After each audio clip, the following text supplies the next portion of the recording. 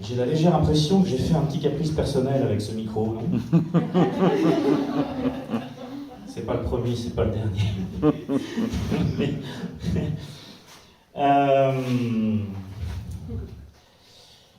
eh bien, on est parti. Ce que j'ai appelé ce stand-up, et je vais y revenir, s'appelle Itinéraire d'un médecin. Je suis un peu surpris à chaque fois par les petites démonstrations, les petites efficacités dont je fais preuve quelquefois lorsque, répondant à une simple demande d'évocation d'idées, de quelques phrases de remerciement, je suis capable, instinctivement, de dire ce qu'il est juste ou ce qu'il est bon d'entendre. La justesse. Celle requise par la pensée pour solutionner le problème du moment. Trouver du sens, résoudre l'équation. Pourquoi suis-je si bien capable de faire pour autrui ce qu'il m'est impossible d'accomplir pour moi à cet instant et depuis tant de temps? Des pistes, de la motivation, de la raison, un contrebalancement qu'aux idées noires répondent une logique, un chemin, un état d'esprit qui suffit à faire reprendre la route au cœur perdu qui n'y croyait plus. Et j'ai essayé, et même avec endurance, un planning hebdomadaire, des objectifs, des planifications, des to-do list cochées comme il faut, des tâches accomplies, mais pas de plaisir. Du moins, sans doute un peu au début celui de la satisfaction, bien vite absorbé par le vide d'envie inhabitée mourante en moi. J'étais très lyrique. Des petits feux qui s'éteignent, mais qui pourtant parfois sont ravivés par des cadres ou des contextes, des corps ou des intentions, des mots ou des silences. Le silence. Le mien est celui du mystère, qui m'aidera à assembler les quelques pièces manquantes au puzzle de ma vie. C'est si facile pour autrui, est-ce si difficile pour moi? Cette impression d'être sur le bon chemin, pourtant, mais je l'avoue, je me lasse d'attendre. Et lorsque délassée, la tristesse vient, pas de coach ou de méditation, de valeurs sûres ou de vérités absolues, même pas d'amis. Juste, ce soir, le silence, et ces quelques mots pour l'écrire. De l'importance de poser un cadre. Alors là, vous avez passé la partie la plus compliquée. Hein. Maintenant, ça va être... Stand-up. Stand-up, on s'imagine, on va se marrer. Oui, ok, peut-être, je vais essayer. Mais je n'avais pas beaucoup de choix en termes de... Non, même si, a priori, expérience de vie, c'était pas si mal. Stand-up, monologue comique où un humoriste seul, sans décor ni accessoires, même s'il y en a, prend l'auditoire à témoin des histoires qui lui sont arrivées. À ne pas confondre avec one-man show, succession de sketchs écrits et préparés mettant en scène des personnages et des histoires. Préparés. Donc j'ai pris stand-up. Le plus proche de ce que je veux faire, c'est stand-up. Je ne peux pas me mettre dans la catégorie des hors-cadres. Fabrice Lucchini, il ne fait pas du stand-up, il fait du théâtre, il fait des lectures. Sans décor ni accessoires, c'est pas du stand-up. Ça fait pas riche quand même, et puis ça fait surtout américain, stand-up. Mais c'est pas grave. C'était pour que vous voyiez le concept dès le départ. Mène ça en riant. Oui, mais non. Ou alors peut-être, c'est vous qui jugerez. Parler de l'itinéraire d'un médecin, du mien surtout, parce que c'est celui que je connais le mieux, tout en évitant l'exercice narcissique, et j'y suis pas arrivé, ce qui ne m'a pas toujours réussi, vous le verrez, ça a été un beau puzzle à remettre dans un ordre cohérent, et pour que le tout tienne en 15-20 minutes, grosso modo, j'ai dû prendre que des extraits, les plus parlants en l'occurrence, ou ceux qui, à mes yeux, voulaient vraiment dire quelque chose, qui du coup vous communiquent quelque chose, vous parlent quand même un peu. Beaucoup. J'ai décidé de commencer par un juste silence. Alors c'est un texte que j'ai écrit, et décrit très bien ce que j'étais il y a 8 ans. Un peu donc quand je suis arrivé à Mensa. Et qu'est-ce que mon vécu dans l'assaut a guéri en moi, ou on va dire plutôt m'a fait comprendre. Parce que guéri, c'est un peu orgueilleux. Donc je suis arrivé à Mensa parce que je me sentais bien seul dans ma vie. Je vivais avec un chat, j'étais pas seul. Ah bon, je vivais chez mon chat. Un beau jour que je m'interrogeais une énième fois sur le sens de ma vie, je lisais Monique de Kermadec. Vous connaissez sûrement. Oh, j'aime bien les ouais. Je ne vais pas trop m'étaler sur la littérature HPI ce soir, c'est pas mon but du tout. Et ça a été pour moi une porte d'entrée, beaucoup. J'ai pris connaissance de Mensa, je me suis renseigné, et ensuite, j'ai rencontré des gens. Et ces gens ont dit bien plus de ce qu'est l'assaut, de ce que sont les tests, que tous ces ramassis de clichés qu'on peut trouver dans ces bouquins psychologisants. Mais nous en avons quand même un peu besoin. Et ce fut ma porte d'entrée, c'est la porte d'entrée de beaucoup de gens. Non, j'ai pas d'avis tranché sur les choses. Rencontre, enquête, inquisition, qui es-tu? D'où viens-tu? Qu'est-ce que tu fais là? Ça doit parler à quelques-uns, ça. Ça allait vite, les accueils à l'époque. C'était le grand inquisiteur, qui est toujours membre de Mensaplo, Xavier Dando, qui habite à Saumur aujourd'hui. C'était abrupt, mais on savait où on allait. Et quitte à répondre à ces questions, ben, au moins, on répondait pour soi-même aussi, autant que pour les autres. Donc mon déclic, ce ne fut pas les petits gâteaux, le cidre, les jeux de société, pour ceux qui ne connaissent certainement pas les jeux. Non, l'atelier de l'écrit, qu'on appelait un peu atelier d'écriture à l'époque. On a préféré écrit parce qu'on n'apprenait pas fondamentalement à écrire, quand même. Avec des jeux, des trucs sympas, on rigole bien. Non, l'angle pris m'a plu. En fait, on répondait à des concours de nouvelles, et ça m'a challengé tout de suite. Alors que j'étais bien fragile dans ma prise de conscience de mes capacités, il faudrait que je me casse la figure bien souvent, que j'apprenne de mes leçons, mais j'étais très mauvais au début. Alors pour l'atelier de l'écrit de demain, ça n'a rien à voir. Hein. Ça c'est des jeux, ça c'est ludique, et puis c'est avec Simone, donc si jamais je dérape, elle me recadrera. Donc ne vous désinscrivez pas tout de suite. On écrivait donc chacun de notre côté, une production individuelle, qu'on mettait en commun, et avec la bienveillance, mais l'esprit critique aussi qui nous caractérise, eh bien on essayait de progresser, et on participait à ces concours, et c'était chouette, mais personne n'a jamais rien gagné. Et surtout pas moi, je vais t'expliquer, parce que j'étais pas très bon. Mais en travaillant un peu, parce que en fait avant j'écrivais pas beaucoup, je partais à l'aventure. C'est ce que je vais vous expliquer au fur et à mesure, c'est que même ça, je suis parti d'aventure en aventure parce que j'étais dans ma caverne. Donc en travaillant un peu, j'aboutis au bout de quelques mois ce texte qui en a touché certains. Oui, parce que je l'ai transmis par mail. Ça, c'est pareil, ceux qui me connaissent bien. Depuis 8 ans, j'utilise la newsletter pour raconter un peu ma vie. Pourquoi vous riez? Mais on ne me l'a pas trop reproché jusque-là, mais je me suis calmé quand même avec le temps. J'ai moins besoin d'être démonstratif. Enfin, je crois, puisque je raconte ma vie pour une 50aine de personnes. Finalement, il faut que je me pose encore la question. Après l'accueil et l'atelier marquant, je vais en venir à l'essentiel finalement, les gens, les hommes, les femmes, et même les enfants, quelquefois, ils sont si surprenants dans cette association. J'ai connu beaucoup de choses ici, et en fait, ma vie complète a très longtemps tourné autour de Mensa, je crois que c'est encore un petit peu le cas d'ailleurs. Alors comment voulez-vous que l'attachement que je lui porte à cette association ne soit pas disproportionné? En fait, par rapport à ma vie disproportionnée, je crois qu'elle ne l'est pas. Où aurais-je pu vivre une quasi-vie de famille? Je n'ai pas d'enfant. Bon, j'en ai pourtant amené un à l'école tous les jours pendant quelques temps. Et avant que ce ne soit en voiture, c'était à pied. Et à 3 ans, c'était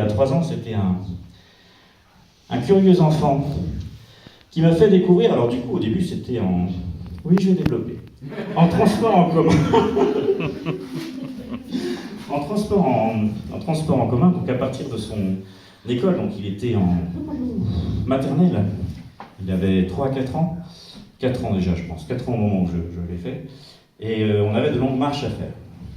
Des longues marches où on s'ennuyait vraiment pas beaucoup. Parce qu'il avait beaucoup de questions.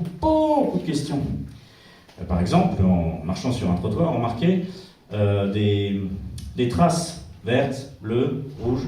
Vous les voyez vous aussi. Je lui répondais pourquoi? C'était sa question, évidemment. Et je vais passer pour indiquer, il y aura certainement des travaux bientôt ici. Il y aura l'eau, le gaz, la fibre, c'est pour identifier les tuyaux au moment des travaux pour ne pas les percer. Oui, parce qu'il avait beau être si jeune que ça, je me moquais pas de lui, j'avais des réponses d'adulte pour lui. Hors de question de le prendre pour un imbécile, ça n'en était certainement pas un. Et du coup, ça amenait d'autres questions. Voilà. Et autre épisode intéressant, il aimait bien quand on montait dans le bus. Hein, Rodrigue? Passer sa carte lui-même, c'était très important, c'était sa carte, c'était à lui de passer. Et moi, je suis juste derrière. Le bus, bien évidemment, est bondé. Donc lui, il file. Moi, je me retrouve là, avec les jambes ondées. Bon, il va falloir que je me retrouve. Alors, j'étais quand même moins épais qu'aujourd'hui à l'époque, mais quand même. Et puis, il faut passer, les gens, oui, pardon, excusez-moi. Oui, cet enfant est à moi, donc il faut que je le rejoigne. Même si tu as ton sac à dos, tu prends la place de 2 personnes, tu n'as pas été au fond du bus alors qu'il y a 6 places de libre, il faut que je passe. J'aime bien les gens. Et je finissais par le retrouver. Et bien évidemment, tout s'est toujours très bien passé. Les enfants HPI, les enfants HP, c'est... comme je le dis, cette première expérience, grande expérience, était extrêmement importante pour moi pour ouvrir mon esprit, qui était quand même assez fermé à l'époque. J'avais des positions bien arrêtées sur beaucoup de choses. Et en fait, son ouverture, son regard sur le monde, et ses questions dans mais vraiment tous les domaines, m'a permis, moi aussi, de recréer cette... ce réflexe de curiosité. Voilà. Du coup, je suis parti en impro. Mais c'était très bien, nanana. La plus belle leçon qu'il m'aura donc apprise, c'est la curiosité, je viens de le dire. Voir le monde avec ses yeux était fabuleux. Ce changement d'état d'esprit progressif, la femme qui m'accompagnait alors, qui est aussi dans cette salle. On s'accompagnait l'un l'autre, on s'aimait, quoi. On fait grandir comme jamais. J'étais, par exemple, terrorisé par la conduite.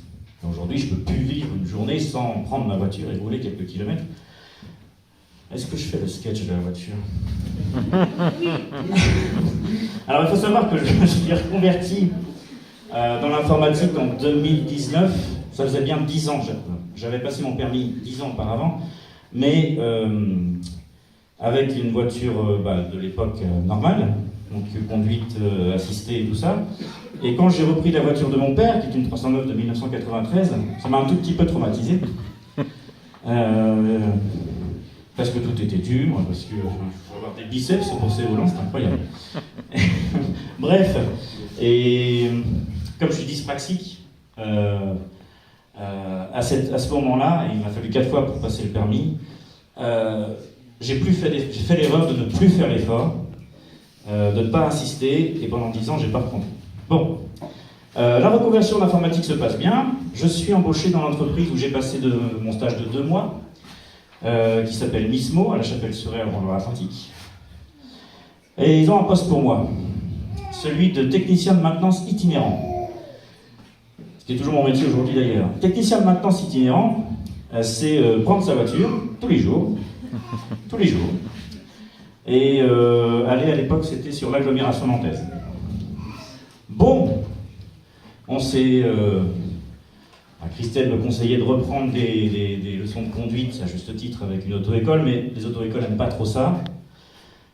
Donc du coup, je l'ai fait à ma manière, comme tu as pu le voir en jeu de rôle tout à l'heure, on rentre dedans. On va prendre alors c'était une Renault Kangoo, dégueulasse, mais c'était très bien pour commencer, qui a pris un sacré paquet de boss. Alors, du coup, la première fois, au moins sortir dans l'entreprise, j'ai eu la chance qu'on ne me regarde pas. J'ai calé pour reculer. J'ai calé à la première. J'ai calé. J'ai fini par quand même apprendre, parce qu'évidemment elle était manuelle. Et au fur et à mesure des mois, et ça a été long, et de quelques cabossages, le trottoir, ou de choses comme ça, ils ont fini par m'offrir une Zoé, voiture électrique. Ce qui a été un vrai apaisement, et là, j'ai commencé à aimer à conduire. Et aujourd'hui, je suis repassé dans une autre entreprise à une C3 manuelle, et ça se passe très bien, et aujourd'hui, j'adore conduire. Ce qui m'étonne, c'est que la dyspraxie, du coup, pendant 10 ans, m'a empêché de faire un truc que finalement j'adore faire. Méfions-nous de notre cerveau. Oui.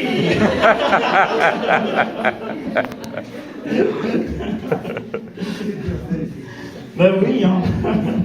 Mais c'est préparé, je lui ai parlé tout à l'heure. Avant l'informatique, je travaillais dans le funéraire, et donc aujourd'hui, voilà, j'ai dit, je suis technicien itinérant. Le bricolage m'effrayait, mais ça c'est toujours le cas. À part pour changer une lampe de vidéoprojecteur. Et ça reste un progrès, croyez-moi, quand on sait d'où je pars. Le temps a passé, quelques depuis quelques mois, depuis quelques mois. Le ciel est un peu plus lourd. Mais j'ai trouvé, au fur et à mesure de ces années, des vrais amis, ici, à Mensa. C'est finalement ce qu'on trouve le plus et le plus facilement pour beaucoup. Certains sont partis vers d'autres cieux, on m'a même demandé de rendre des hommages pour ceux qui étaient partis. Et je me suis dit, notamment à ce moment-là, mais à d'autres moments, les gens savent en fait pourquoi je suis là, pourquoi je fais ce que je fais. Et de ce que je vous dis là, finalement, je vous apprends rien. J'aime Mensa. Et d'autres sont mal en point, évidemment, des amis sont mal en point. J'ai parlé de Patricia tout à l'heure. Et l'on se soutient, et c'est ce qu'il y a de beau ici, c'est cette bienveillance. C'est maintenant ces applaudissements où on dévisse des ampoules, c'est magnifique. Mais comme Jonathan, j'étais vraiment pas le premier à approuver l'idée, mais je l'approuve vraiment, parce que c'est vrai que nos réunions sont beaucoup plus apaisées depuis qu'on applique cette nouvelle façon de faire. Voilà.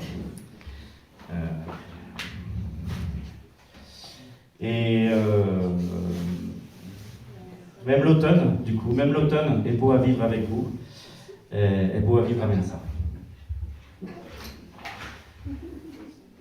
Si je t'écris ce soir de Vienne, j'aimerais bien que tu comprennes que j'ai choisi l'absence comme dernière chance. Notre ciel devenait si lourd. Si je t'écris ce soir de Vienne, oh que c'est beau l'automne à Vienne. C'est que sans réfléchir, j'ai préféré partir, et je suis à Vienne sans toi. Je marche, je rêve dans Vienne, sur 3 temps de valse lointaine. Il semble que les ombres tournent et se confondent, qu'ils étaient beaux les soirs de Vienne. Ta lettre a dû croiser la mienne, non, je ne veux pas que tu viennes. Je suis seul et puis j'aime être libre, oh que j'aime cet exil à Vienne sans toi. Une vieille dame autrichienne, comme il n'en existe qu'à Vienne, me loger dans ma chambre, tombe de pourpre et d'ambre, de lourdes tentures de soie. C'est beau à travers les persiennes, je vois l'église Saint-Étienne.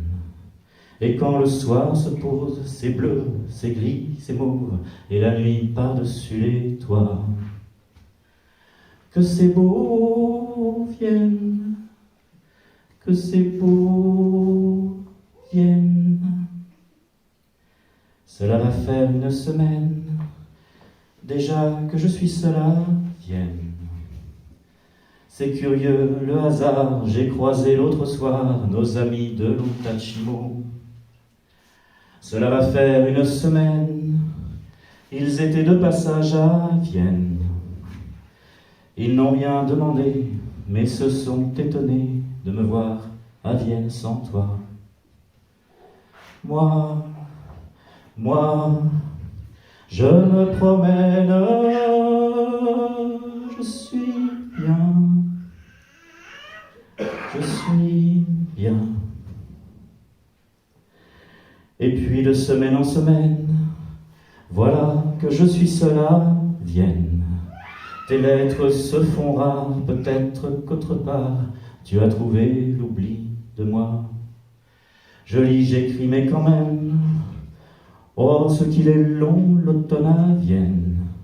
Dans ce lit de place où la nuit je me glace, tout à coup j'ai le mal de toi. Que c'est long, Vienne, que c'est loin, Vienne. Si je t'écris ce soir de Vienne, chérie, c'est qu'il faut que tu viennes. J'étais parti, pardonne-moi, notre ciel devenait si lourd. Et toi de Paris jusqu'à Vienne, au bout d'une invisible chaîne, tu guettais, je pense, jouant l'indifférence, et tu m'as gardé malgré moi. Il est minuit ce soir à Vienne, mon amour, il faut que tu viennes. Tu vois, je m'abandonne, il est si beau l'automne, et j'aimerais le vivre avec toi. Que c'est beau, vienne, que c'est beau vienne, que c'est beau vienne, avec toi vienne. Chanson de Barbara, évidemment.